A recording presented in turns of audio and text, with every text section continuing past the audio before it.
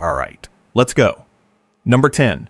The Longbows of the Meare Heath. On October 11th, 1982, 60 million people watched on live television as a 500-year-old warship broke the surface of the Solent for the first time since 1545. What came up with her hull was not just timber and cannon. Packed into long wooden chests in her hold were 172 complete longbows, preserved in the black anoxic mud for 4.5 centuries. Nearly 4,000 arrows came up beside them. The Meare Heath had carried 250 bows into her final battle. Only a fraction had ever been fired. The bows themselves should not have survived. Wood does not last 5 centuries at the bottom of the sea. It rots, it's eaten, it collapses into nothing within a generation. But the Meare Heath sank into a bed of soft silt that sealed around her hull within days, cutting off the oxygen that decay depends on. She became, by accident, one of the most perfectly preserved time capsules in the history of archaeology. Somewhere in that silence, 172 identical, deadly weapons waited to be born a second time. The bows are almost 2 meters long on average, made of Spanish and Italian yew. The same timber the English crown had been importing for a century because its own forests could no longer supply enough straight-grained wood to arm an army. Each bow required a draw weight that modern archers find almost impossible to reproduce.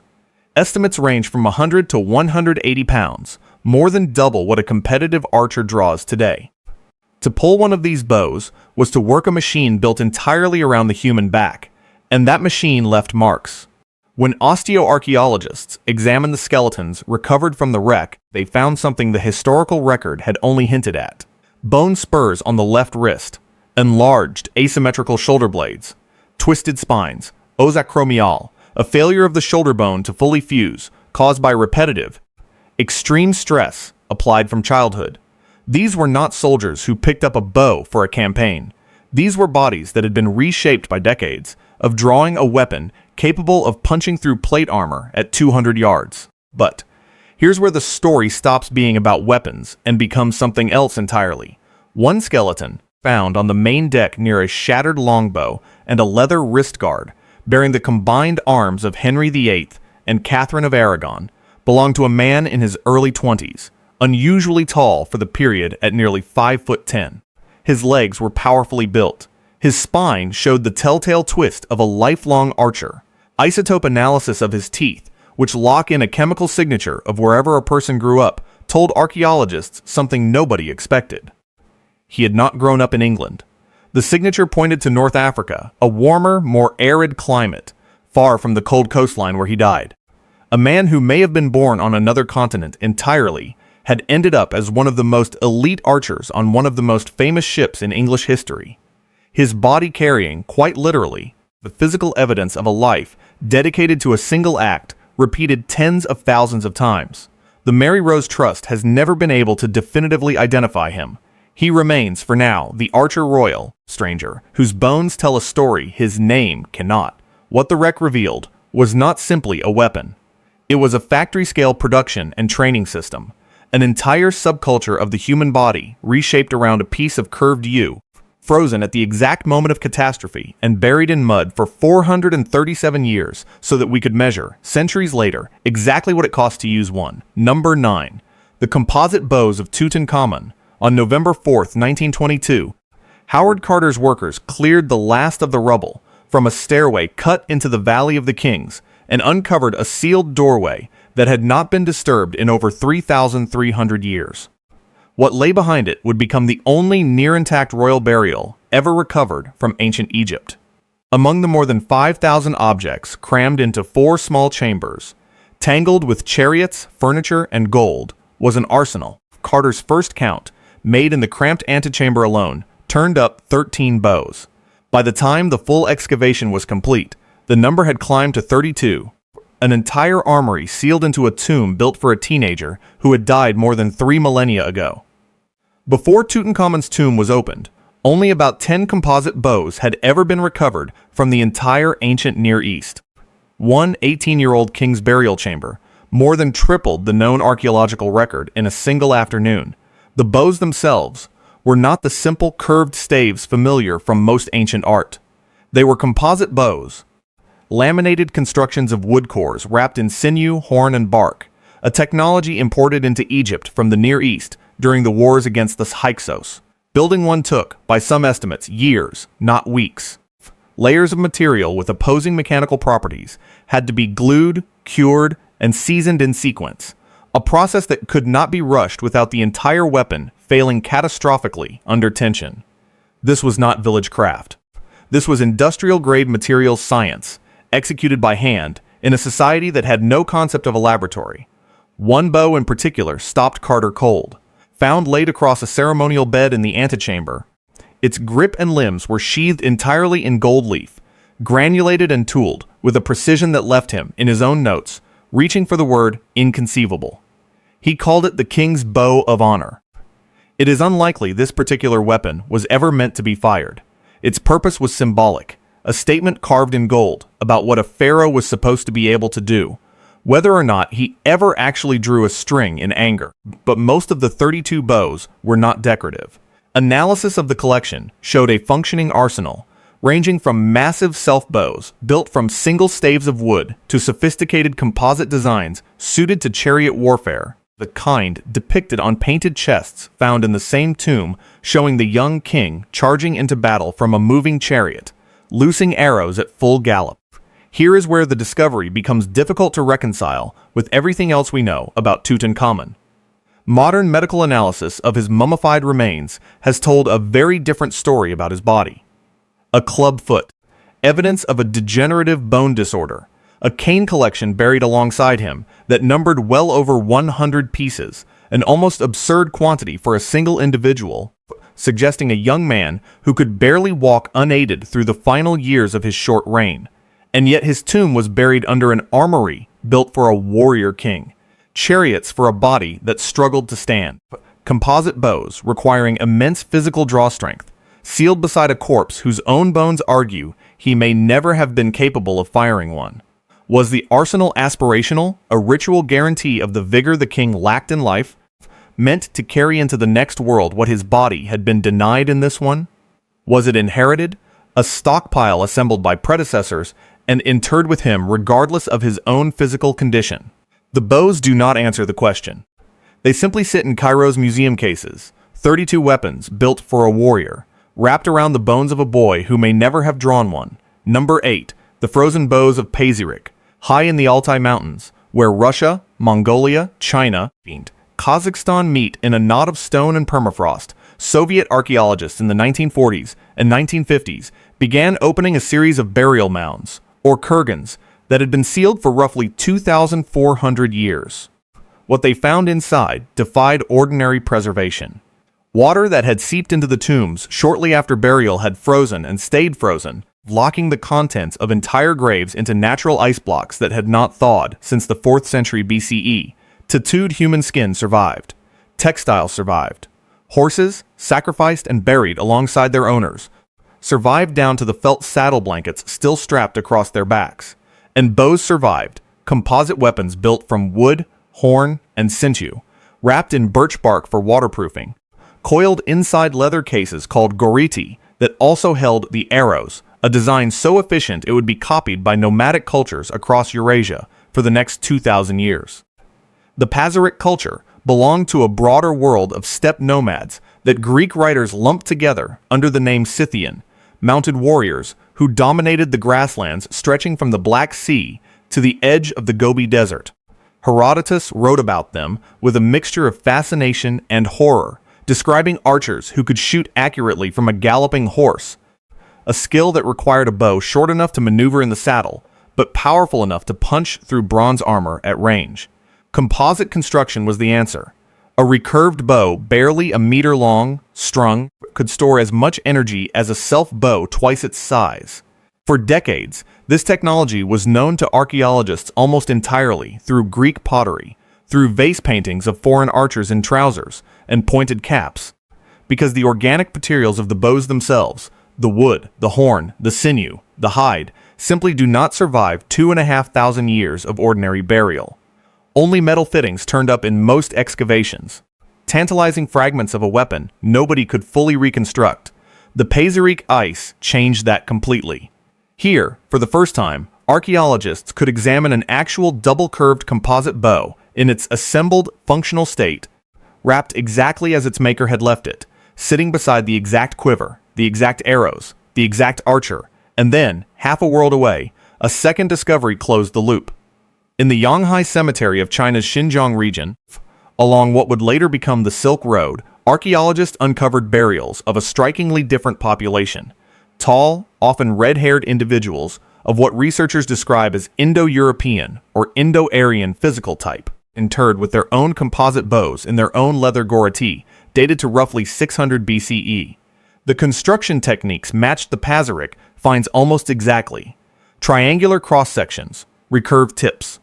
The same underlying engineering logic, appearing at nearly the same moment, in cultures separated by thousands of kilometers of mountain and desert. The implications reach further than archery. A weapons technology this specific, this consistent, moving across a landscape with no roads, no writing systems connecting these populations, and no political unity whatsoever, tells us something about how fast an idea could travel across the ancient steppe once it worked. The ice at Pazyryk did not just preserve a bow. It preserved proof that the nomadic world was a single interconnected technological network millennia before anyone thought to draw a map of it. Number 7. The Nydam bow and the weapons that were drowned on purpose. In the bogs of southern Denmark, near a site called Nydam Mows, 19th century peat cutters began pulling up something that had no business being in a swamp. A wooden warship, over 20 meters long, built without a single metal nail, and packed around it an arsenal. Hundreds of spearheads, shield bosses, chainmail, and bows. Dozens of them, some nearly intact, made of yew, dating to the Iron Age. Roughly the 3rd and 4th centuries CE. What made Nydam different from a shipwreck or a lost cargo was the deliberateness of it. These were not weapons lost in a battle or abandoned in a retreat. The evidence pointed to something stranger. An entire war fleet's equipment, deliberately destroyed and sunk into the bog as an offering, likely by a victorious army disposing of the spoils of a defeated enemy in a ritual act that consumed enormous material wealth for reasons that had nothing to do with practicality. Bows were bent backward and snapped before being thrown into the water. Swords were deliberately broken. Spearheads were bent double. An entire military force's worth of equipment, weapons that represented months of skilled labor and enormous material investment, was systematically wrecked and then offered to the water, not looted, not reused, not melted down and repurposed, destroyed on purpose and given to a bog. The Nydam bows themselves are simple self-bows, single staves of yew, similar in principle to the English longbow that would not become famous for another 1,000 years. Their construction shows a mature, well-established tradition of Iron Age Northern European archery, distinct from the Roman military technology to the south, developed independently among the Germanic peoples who would go on to reshape the collapsing Roman frontier within a few centuries of these bows entering the mud. The scale of the sacrifice raises an uncomfortable question about the economics of Iron Age warfare. To assemble even one of these war fleets required specialized shipbuilders, weaponsmiths, bowyers seasoning yew staves for months before a single bow could be strung, and after a single battle, apparently, the victors chose to annihilate the wealth they had captured rather than absorb it. What kind of belief system makes that calculation? What god, or what code of honor among warriors, demands the deliberate destruction of an enemy's entire arsenal instead of its use? Nobody has fully answered that question. What survives is the physical record of the choice itself, a bog full of broken bows that someone, deliberately, made unusable forever. Nydam is not an isolated case, either. Similar bog deposits at nearby sites across Denmark and northern Germany, at Illerup Odel, at Vimos, at Thorsberg, tell the same story on a scale that grows more staggering the more of it is excavated. Thousands of spearheads, hundreds of swords, entire fleets worth of shields, all deliberately wrecked and drowned across a period spanning several centuries of the Iron Age. Some of these deposits contained enough military equipment to arm what scholars now believe were forces of several hundred men, sacrificed in a single ritual event, representing the accumulated wealth of an entire defeated society, handed over, permanently, to a body of standing water that offered nothing back in return. Modern experimental archaeologists, who have built working reproductions of the Nydam bows, describe them as formidable weapons in their own right. Self-bows capable of draw weights, rivaling the far more famous English longbow that would not enter the historical record for another 1,000 years. Which raises its own quiet, unsettling point. A design this effective, this well understood by the Iron Age bowyers of the North Sea coast, was not treasured, hoarded, or passed down as an heirloom of victory. It was broken over a knee and thrown into a swamp, and the swamp kept it perfectly intact for us to find, while the people who broke it, and their reasons for doing so, sank into a silence just as complete. Number 6. The Meare Heath Bow. In the waterlogged peat of the Somerset Levels in southwest England, in a landscape that in the Neolithic period was a shifting mosaic of marsh, reed bed, and shallow lake, archaeologists recovered a bow, unlike anything else known from prehistoric Britain. It dates to roughly 2700 BCE, the late Neolithic, contemporary with the earliest phases of construction at Stonehenge, less than 100 kilometers away. The bow is made of yew, over 1.5 meters long, and unusually broad and flat in cross-section, a design radically different from the narrow, rounded self-bows found elsewhere in prehistoric Europe. Its limbs are wrapped with strips of animal hide bound tightly at intervals along the wood, a reinforcement technique that suggests its makers understood something about the physics of tension and compression that a simple stave does not require. This was not a first attempt. This was a refined, specialized design, the product of a tradition that had already been experimenting and iterating for generations before this particular bow was ever strung. What makes the Meare Heath Bow genuinely strange is the context of where it was found. It did not turn up beside a body, in a grave assemblage, or near obvious settlement debris. It was recovered from what appears to have been open water or marshland, deposited deliberately, much like the ceremonial hoards of metal axes and daggers that define so much of the British Neolithic and Bronze Age archaeological record. Watery places across prehistoric Britain were treated again and again as boundaries between the world of the living and something else, locations where valuable objects were given away permanently rather than kept, used, or passed down. If the Meare Heath Bow was a votive offering, it represents an enormous sacrifice, a functional, sophisticated weapon built from carefully selected and seasoned yew, deliberately placed into water where it could never be retrieved or used again. The people who built causeways and trackways across this exact landscape, some of the oldest engineered wooden roads in the world, clearly understood the boundary between solid ground and marsh as something worth crossing carefully and marking with meaning. A bow, thrown or laid into that boundary, may have been a message to whatever they believed lived on the other side of it. We do not know what that message said. We know only that it was expensive to send. Number 5. The yew longbow of Ötzi the Iceman. In September 1991, 2 German hikers crossing a melting glacier in the Ötztal Alps on the border between Austria and Italy stumbled onto a body they assumed, at first, belonged to a recently deceased mountaineer. It did not. The man had died more than 300 years ago, and the ice had preserved him with a completeness that stunned the forensic and archaeological worlds simultaneously. He came to be known as Ötzi. Beside his body lay his equipment, the oldest, most complete kit of prehistoric hunting gear ever recovered anywhere on Earth. A copper axe, its blade nearly pure metal, hafted into a yew handle, a flint dagger, a quiver of arrows, and a bow, a single stave of yew, 1.82 meters long, significantly taller than Ötzi himself, who stood only about 5'2". The bow wasn't finished. Axe marks were still visible along its length, evidence that its owner had been actively shaping it, thinning it down toward its final form when his life ended. Most bows are cut to roughly the height of the archer who will use them. Ötzi's stave was still nearly 2/3 again as tall as he was, meaning he still had substantial work ahead of him, shortening and tapering the wood to bring it down to a workable draw. 12 of his 14 arrows were similarly incomplete, lacking the stone points and feather fletching that would have made them functional. Only 2 were finished and ready to fire. For a man found dead in the high mountains with an unfinished weapon and mostly unfinished ammunition, the obvious question is why. Was he simply between projects, caught mid-repair on a routine trip, or was something more urgent happening? The X-rays taken a decade after his discovery answered that question in the most direct way archaeology ever gets to answer anything.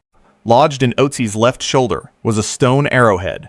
He had been shot from behind, at some distance, by someone else's finished weapon, sometime in the hours before he died. His own bow, the one meant to defend him, sat unfinished in his hand or across his pack, still weeks away from being ready to fire a single arrow in anger.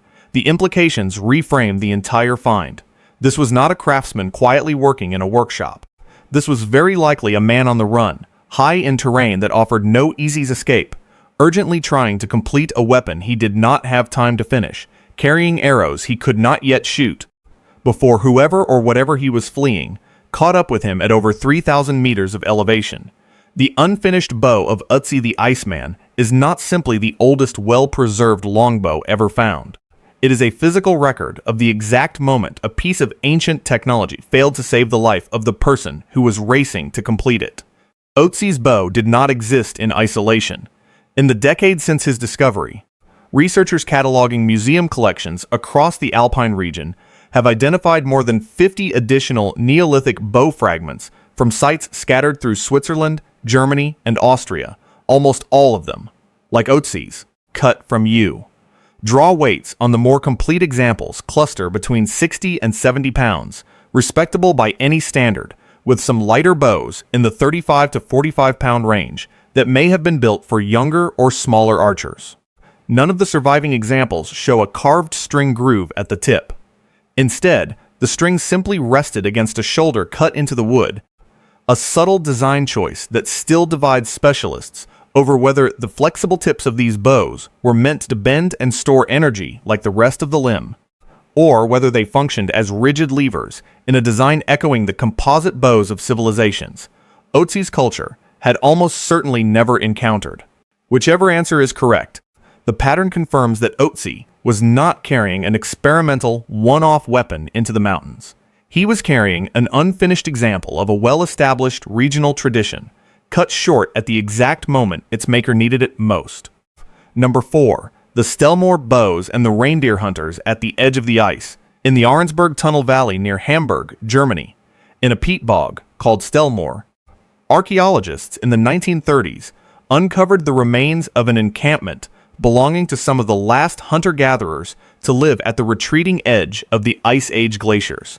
The site is dated to roughly 10,000 to 11,000 BCE, the final cold breath of the Younger Dryas period, when much of northern Europe was still tundra, and vast herds of reindeer migrated across landscapes that had only just emerged from beneath the ice. Among the thousands of reindeer bones recovered at Stellmoor, hundreds appeared to have been deliberately killed in a single mass hunting event, driven, researchers believe, into the shallow water of a lake, where they could be dispatched more easily by hunters waiting along the shore.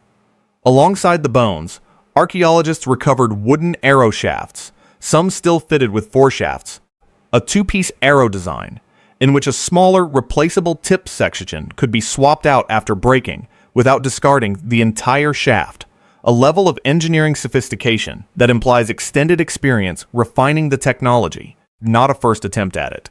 And then, in the same waterlogged layers, came fragments of wood identified as bow staves pine, in this case rather than the yew or elm favored by later cultures, dating to a period so early that for decades they were considered, alongside the Holmegaard finds, among the very oldest bow fragments known anywhere in the world outside of Africa. What makes Stellmoor significant is not simply its age. It is the picture it paints of exactly how the bow was being used at the coldest, hardest edge of the human world at the time, by people surviving at the margin of an ice sheet in retreat, dependent entirely on migratory reindeer herds for food, clothing, tools, and fuel. The bow at Stellmoor was not a luxury or an experiment.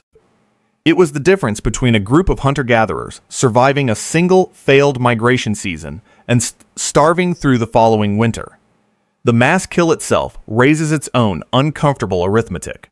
Driving dozens of reindeer into a lake and dispatching them with bows required coordinated group tactics, an understanding of animal behavior refined over generations, and a level of social organization that stretches the definition of what a small, mobile hunting band was capable of at the tail end of the last glaciation.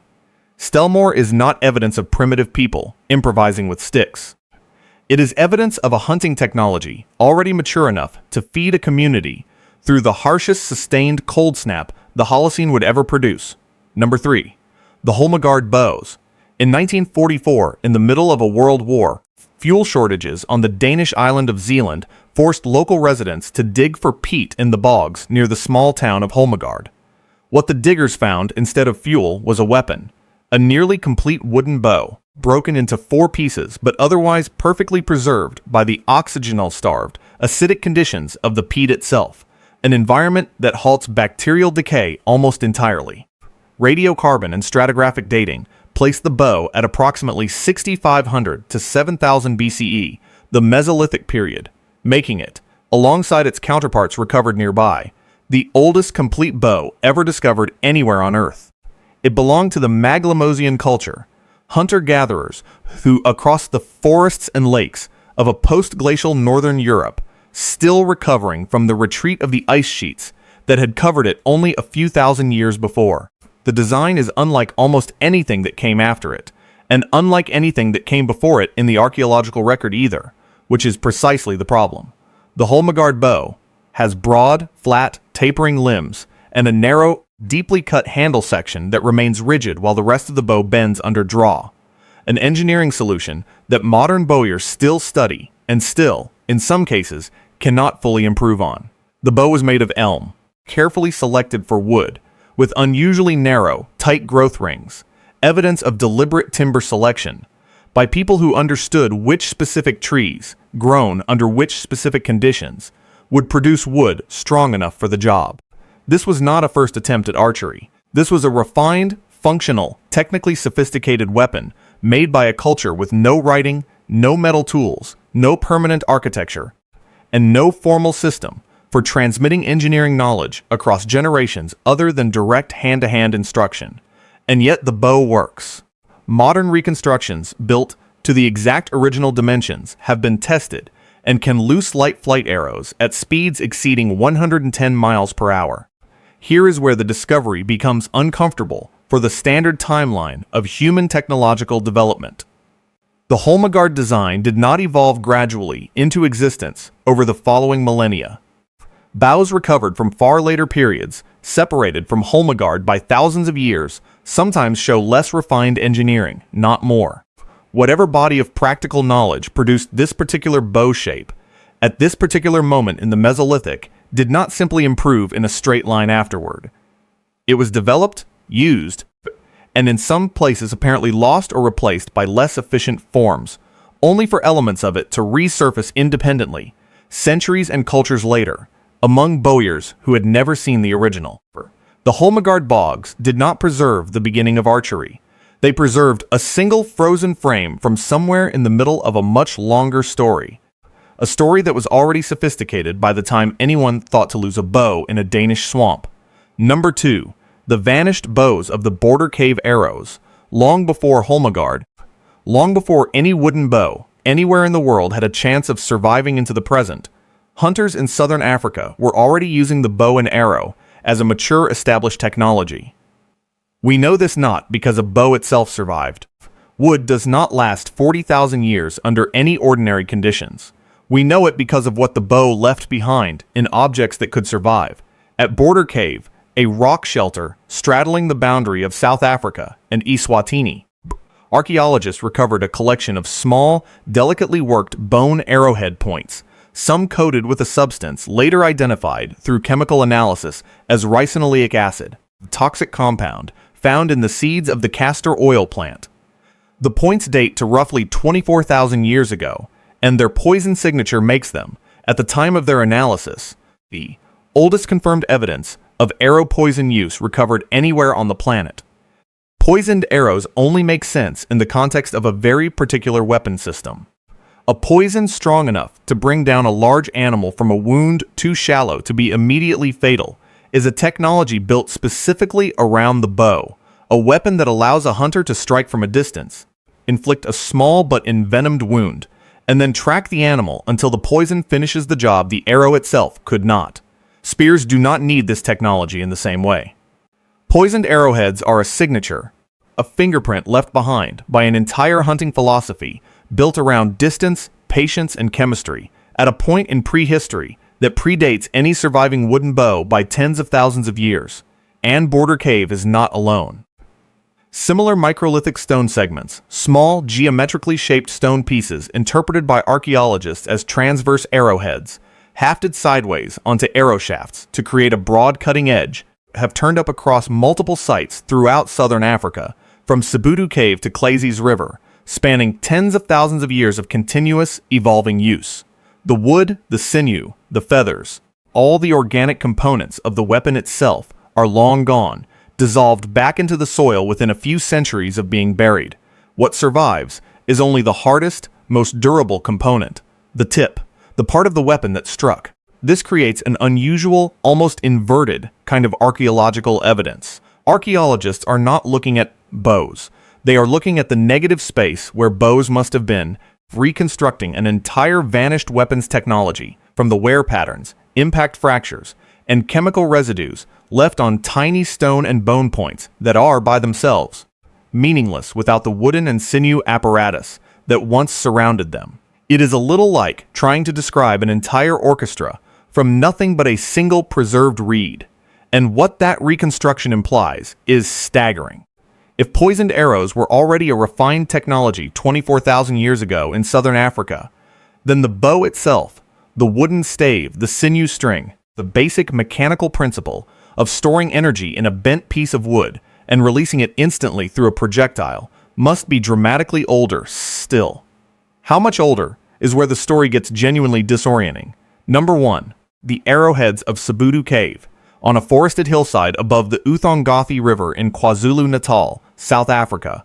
A rock shelter called Sibudu Cave has been excavated in careful, painstaking layers since the late 1990s, each stratum a snapshot of human occupation, stretching back tens of thousands of years into the Middle Stone Age.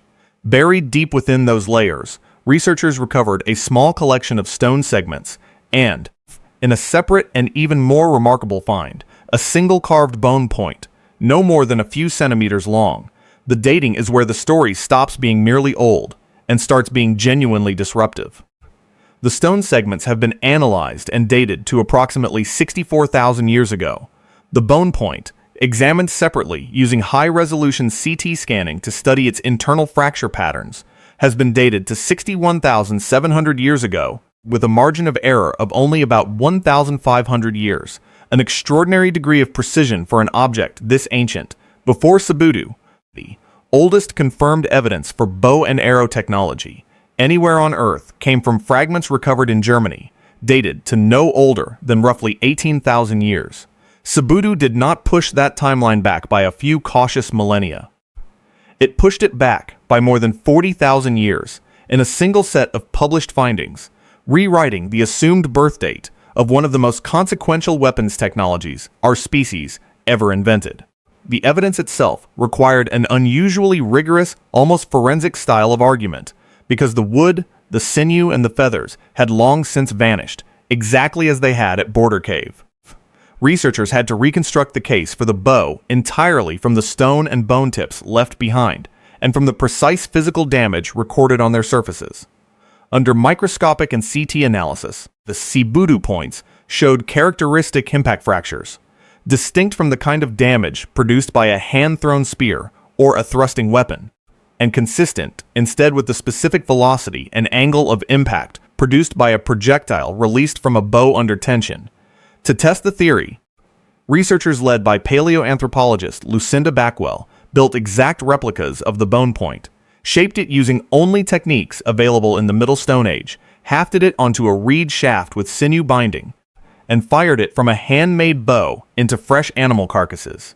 The damage produced on the replica points matched the damage recorded on the original Sibudu specimens with startling consistency, including a specific detail that had initially confused researchers: heat damage on the original bone point, evidence that after it had already been used as a functioning arrowhead and had already cracked from impact, it was discarded into a hearth fire, an ordinary mundane act of Stone Age housekeeping, 60,000 years before anyone would think to write a single word down.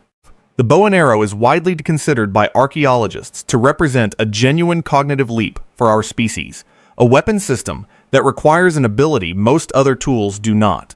The mental modeling of an object's future trajectory through empty space, hitting a target the user cannot physically reach or touch. It demands planning across multiple stages of construction, an understanding of stored elastic energy, and enough foresight to build, maintain, and repair a weapon whose components must all function together perfectly at the exact moment of release.